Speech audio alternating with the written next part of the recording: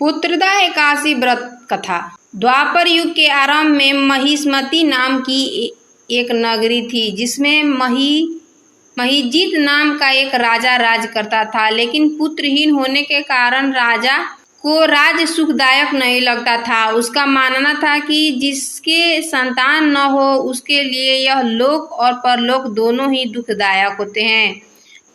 पुत्र सुख की प्राप्ति के लिए राजा ने अनेक उपाय किए, परंतु राजा को पुत्र की प्राप्ति नहीं हुई। वृद्धा अवस्था आती देखकर राजा ने प्रजा के प्रतिनिधियों को बुलाया और कहा, हे प्रजाजन, मेरे खजाने में अन्याय से उपार्जन किया हुआ धन नहीं है। न मैंने कभी देवताओं तथा ब्राह्मणों का धन छीना है। किसी दूसरे की धरोहर भी मैंने नहीं ली। प्रजा को पुत्र के समान पालता रहा। मैं अपराधियों को पुत्र तथा बांधवों की तरह दंड देता रहा। कभी किसी से घृणा नहीं की। सबको समान माना है। सज्जनों को सदा पूजा करता हूँ।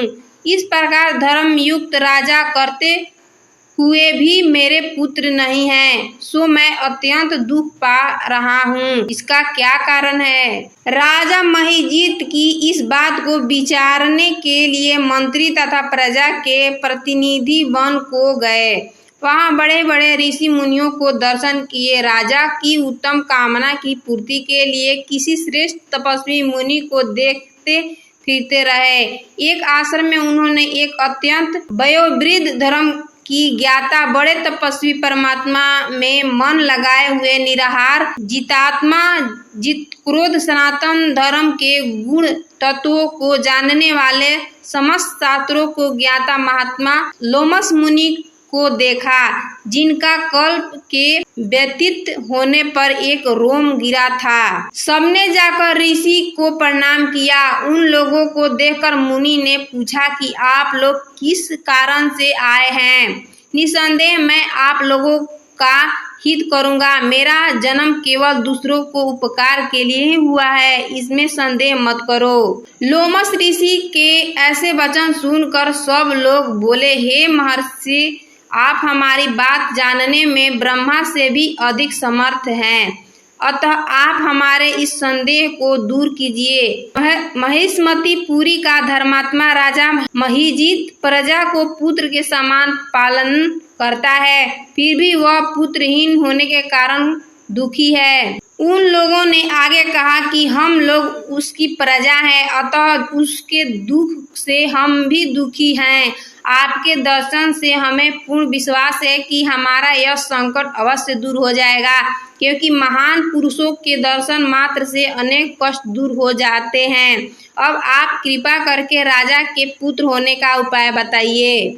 यह वार्ता सुनकर ऋषि ने थोड़ी देर के लिए नेत्र बंद किए और राजा के पूर्व जन्म का वृतांत जानकर कहने लगे कि यह राजा पूर्व जन्म में एक निर्धन वैश्य था। निर्धन होने के कारण इसने कई बुरे कर्म किए। यह एक गांव से दूसरे गांव व्यापार करने जाया करता था। एक समय जेठ मास के शुक्ल पक्ष की द्वादशी के दिन मध्याह्न के समय वह, जबकि 2 दिन से भूखा प्यासा था, एक जलाशय पर जल पीने गया। उसी स्थान पर एक तत्काल ही ब्याही हुई प्यासी गौ जल पी रही थी। राजा ने उसी प्यासी गाय को जल पीते हुए हटा दिया और स्वयं जल पीने लगा। इसीलिए राजा को यह दुख सहना पड़ा है। एकादशी के दिन भूखा रहने से वह राजा हुआ और प्यासी गौ को जल पीते हुए हटाने के कारण पुत्र वियोग का दुख सहना पड़ रहा है।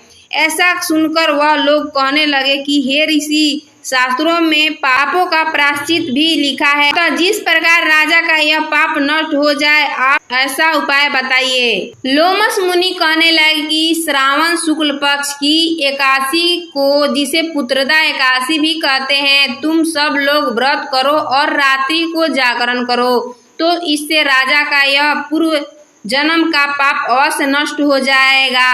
साथ ही राजा को पुत्र की अवश्य प्राप्ति होगी। लोमस ऋषि के ऐसे वचन सुनकर मंत्रियों सहित सारी प्रजा नगर को वापस लौट आई और जब श्रावण शुक्ल पक्ष की एकादशी आई तो ऋषि की आज्ञा अनुसार सबने पुत्रदा एकादशी का व्रत और जागरण किया।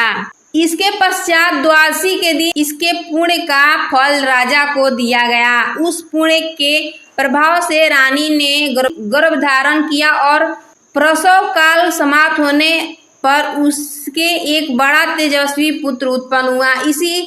इसीलिए हे राजन, इस श्रावण शुक्ल पक्ष एकादशी का नाम पुत्रदा पड़ा। अतः संतान सुख की इच्छा हासिल करने वाले इस व्रत को अवश्य करें।